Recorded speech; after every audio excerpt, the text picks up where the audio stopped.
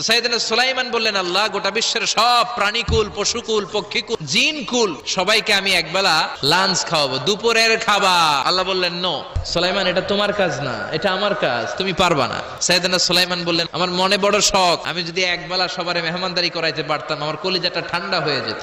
আল্লাহ বললেন, ওকে, ট্রাই করে দেখো পারো কিনা। সাইয়েদনা সুলাইমান আলাইহিস সালামের অনুসারী ছিল জিনেরা। জিনের বাদশারে বলল, জিনের বাদশা, যাও সাগরের পাড়ে 40 কিলোমিটার জায়গার মধ্যে খাবারের আয়োজন করো। জিনের বাদশা বিশাল বিশাল ডেগ পাতিল নিয়ে সমস্ত জিনদেরকে নিয়ে রান্না বান্নার কাজ শুরু করলো। 40 কিলোমিটার ব্যাপী জায়গা নিয়ে খাবার তৈরি করা হচ্ছে। সব যখন রান্না শেষ, চলে এলো সেই মহেন্দ্রক্ষণ। ইন দ্য মিন টাইম সাগরের ভেতর থেকে এক বিশাল আকৃতির তিমি মাছ হা করে ডেকে বলল, সুলাইমান, খাবার দাও।